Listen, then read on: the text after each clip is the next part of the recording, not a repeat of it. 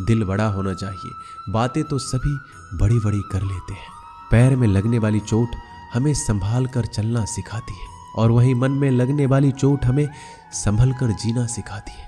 आवाज में कितनी अजीब शक्ति होती है। कड़वे बोलने वालों का शहद भी नहीं बिकता और मीठे बोलने वालों की मिर्ची भी बिक जाती है। नींद भी क्या अजीब चीज है। नींद आ जाए तो सब कुछ भुला देती है, अगर नींद ना आए तो सब कुछ याद दिला देती है। इस संसार में लोग किसी के बारे में अच्छा सुनने पर भ्रम रखते हैं, जबकि बुरा सुनने पर यकीन कर लेते हैं। इंसान को बादाम खाने से उतनी अकल नहीं आती जितनी अकल धोखा खाने से आती है। पैसा एक ऐसी चीज है जो इंसान को ऊपर तक ले जा सकता है, लेकिन इंसान पैसों को ऊपर नहीं ले जा सकता। हमेशा याद रखना कि पहाड़ पर चढ़ने वाला व्यक्ति हमेशा झुक के चलता है और पहाड़ से उतरने वाला व्यक्ति हमेशा अकड़ कर चलता है। इसका मतलब यह है कि अगर कोई व्यक्ति झुक के चल रहा है तो ऊंचाई की ओर बढ़ रहा है और सफलता की ओर बढ़ रहा है, लेकिन कोई व्यक्ति अगर अकड़ कर चल रहा है तो इसका मतलब साफ है, अब वह असफलता की ओर, नीचे की ओर आगे बढ़ता चला जा रहा है। याद रखना कि अभिमान की ताकत भगवान को भी शैतान बना देती है और नर्मता की ताकत एक शैतान को भी भगवान बना देती है। कई बार लोग कहते हैं कि जो नसीब में होगा वही मिलेगा, लेकिन श्री कृष्ण कहते हैं कि मनुष्य को कभी भी नसीब पर कुछ नहीं छोड़ना चाहिए, बल्कि अपनी मेहनत पर भरोसा रखे, क्योंकि नसीब के भरोसे चलने वाले लोग हमेशा बर्बाद होते हैं।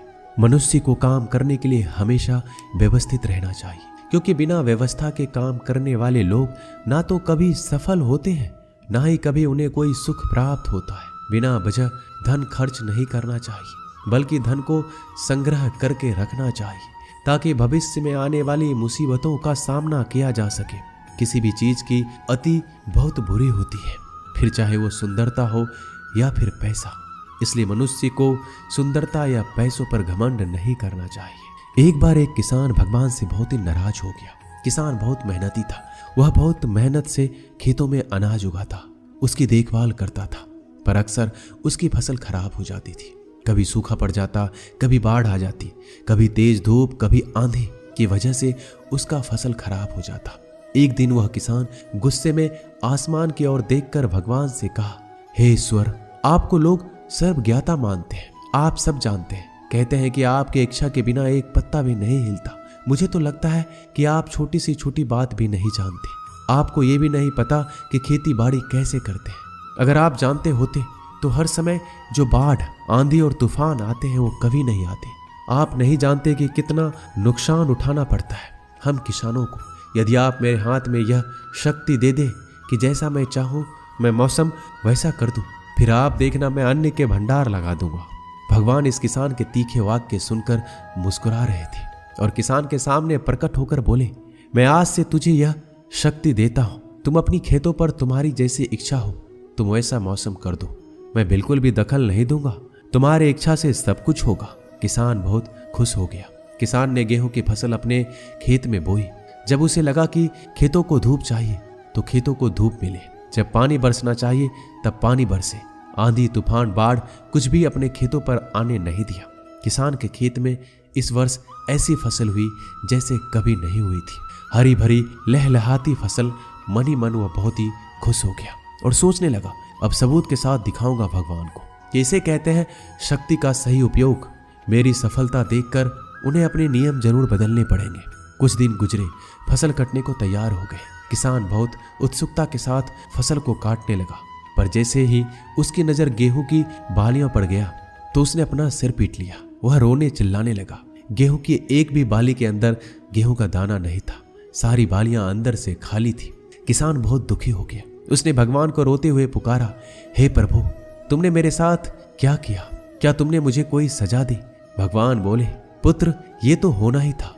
तुमने पौधों को संघर्ष करने का मौका ही कहां दिया।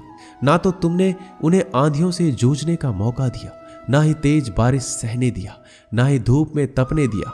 एक भी चुनौती का सामना तुमने उन्हें नहीं करने दिया, इसलिए सारे पौधे अंदर से खोखले रह गए। जब आंधी, तूफान, तेज बारिश और धूप पड़ती है तभी यह पौधा अपने अस्तित्व को बचाने के लिए संघर्ष करते हैं, और इसी संघर्ष से एक बल पैदा होता है जिसमें शक्ति होती है, ऊर्जा होती है, और यही ऊर्जा पूर्ति तेरे गेहूं के दानों की तरह जो नहीं फूटे। तूने उन कठिन परिस्थितियों से गुजरने ही नहीं दिया जहां उनका अस्तित्व का जन्म होता।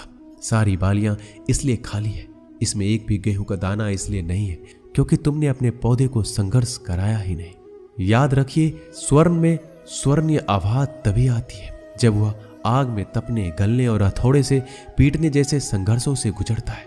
कोयले का टुकड़ा हीरा तभी बनता है जब वह उच्च दाब और उच्च ताप की मुश्किल परिस्थितियों से गुजरता है। इसी तरह यदि हमारे जिंदगी में कोई संघर्ष ही ना हो, कोई चुनौती ही ना हो, तो हम भी गेहूं की बालियों की तरह खोखले रह जाएंगे। कोई अस्तित्व नहीं होगा हमारा। विपरीत परिस्थितियां, चुनौतियां, समस्याएं हमें और अधिक निखारती है। यदि जीवन में कठिन परिस्थितियां और चुनौतियां आए तो घबराना मत, बल्कि सामना करना, विश्वास करना कि आप और अधिक निखर जाओगे और अधिक मजबूत बन जाओगे। किसी ने सही कहा है, जिंदगी जीना आसान नहीं होता, बिना संघर्ष कोई महान नहीं होता। जब तक ना पड़े हथौड़ी की चोट, तब तक पत्थर भी भगवान नहीं होता। दोस्तों, इस वीडियो में बस इतना ही। मिलते हैं अगले वीडियो में। अपना ख्याल रखिएगा। जय श्री कृष्णा।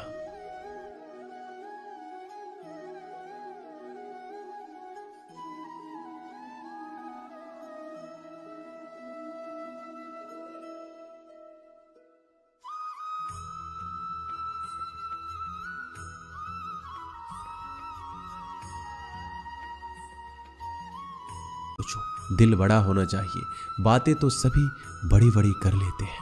पैर में लगने वाली चोट हमें संभाल कर चलना सिखाती है, और वहीं मन में लगने वाली चोट हमें संभल कर जीना सिखाती है।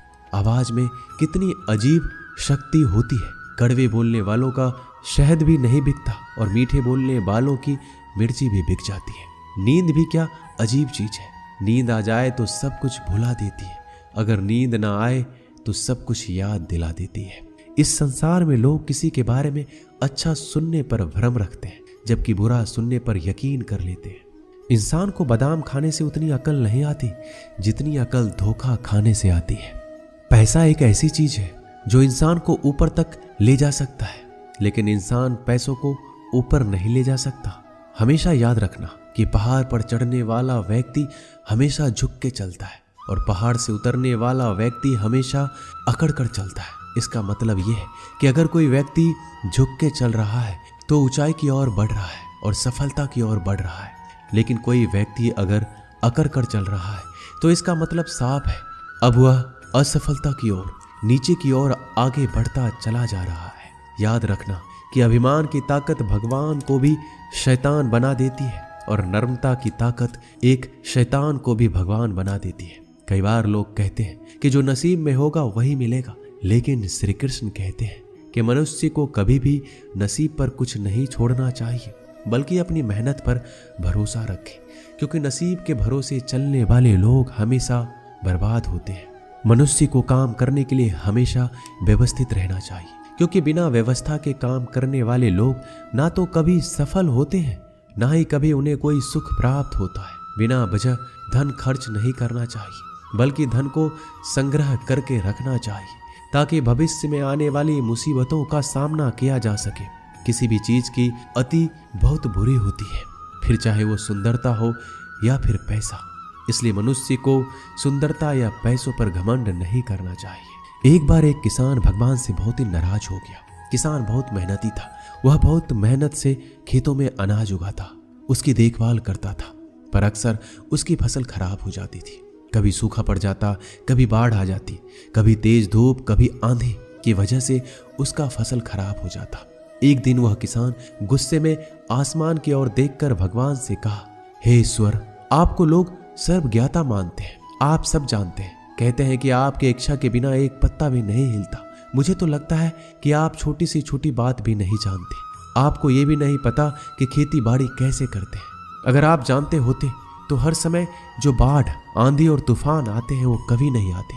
आप नहीं जानते कि कितना नुकसान उठाना पड़ता है हम किसानों को। यदि आप मेरे हाथ में यह शक्ति दे दे कि जैसा मैं चाहूं मैं मौसम वैसा कर दूं, फिर आप देखना मैं अन्न के भंडार लगा दूंगा। भगवान इस किसान के तीखे वाक्य सुनकर मुस्कुरा रहे थे और किसान के सामने प्रकट होकर बोले, मैं आज से तुझे यह शक्ति देता हूं तुम अपनी खेतों पर तुम्हारी जैसी इच्छा हो तुम वैसा मौसम कर दो, मैं बिल्कुल भी दखल नहीं दूंगा, तुम्हारी इच्छा से सब कुछ होगा। किसान बहुत खुश हो गया। किसान ने गेहूं की फसल अपने खेत में बोई। जब उसे लगा कि खेतों को धूप चाहिए तो खेतों को धूप मिले, जब पानी बरसना चाहिए तब पानी बरसे। आंधी तूफान बाढ़ कुछ भी अपने खेतों पर आने नहीं दिया। किसान के खेत में इस वर्ष ऐसी फसल हुई जैसे कभी नहीं हुई थी। हरी भरी लहलहाती फसल। मन ही मन वह बहुत ही खुश हो गया और सोचने लगा, अब सबूत के साथ दिखाऊंगा भगवान को कि इसे कहते हैं शक्ति का सही उपयोग। मेरी सफलता देखकर उन्हें अपने नियम जरूर बदलने पड़ेंगे। कुछ दिन गुजरे, फसल कटने को तैयार हो गए। किसान बहुत उत्सुकता के साथ फसल को काटने लगा, पर जैसे ही उसकी नजर गेहूं की बालियों पर गया तो उसने अपना सिर पीट लिया। वह रोने चिल्लाने लगा। गेहूं की एक भी बाली के अंदर गेहूं का दाना नहीं था, सारी बालियां अंदर से खाली थी। किसान बहुत दुखी हो गया। उसने भगवान को रोते हुए पुकारा, हे प्रभु, तुमने मेरे साथ क्या किया? क्या तुमने मुझे कोई सजा दी? भगवान बोले, पुत्र, ये तो होना ही था। तुमने पौधों को संघर्ष करने का मौका ही कहां दिया। ना तो तुमने उन्हें आंधियों से जूझने का मौका दिया, ना ही तेज बारिश सहने दिया, ना ही धूप में तपने दिया। एक भी चुनौती का सामना तुमने उन्हें नहीं करने दिया, इसलिए सारे पौधे अंदर से खोखले रह गए। जब आंधी तूफान तेज बारिश और धूप पड़ती है तभी यह पौधा अपने अस्तित्व को बचाने के लिए संघर्ष करते हैं, और इसी संघर्ष से एक बल पैदा होता है जिसमें शक्ति होती है, ऊर्जा होती है, और यही ऊर्जा पूर्ति तेरे गेहूं के दानों की तरह जो नहीं फूटे। तूने उन कठिन परिस्थितियों से गुजरने ही नहीं दिया जहां उनका अस्तित्व का जन्म होता। सारी बालियां इसलिए खाली है, इसमें एक भी गेहूं का दाना इसलिए नहीं है क्योंकि तुमने अपने पौधे को संघर्ष कराया ही नहीं। याद रखिए, स्वर्ण में स्वर्णीय आवाज तभी आती है जब वह आग में तपने, गलने और हथौड़े से पीटने जैसे संघर्षों से गुजरता है। कोयले का टुकड़ा हीरा तभी बनता है जब वह उच्च दाब और उच्च ताप की मुश्किल परिस्थितियों से गुजरता है। इसी तरह यदि हमारे जिंदगी में कोई संघर्ष ही ना हो, कोई चुनौती ही ना हो, तो हम भी गेहूं की बालियों की तरह खोखले रह जाएंगे। कोई अस्तित्व नहीं होगा हमारा। विपरीत परिस्थितियां, चुनौतियां, समस्याएं हमें और अधिक निखारती है। यदि जीवन में कठिन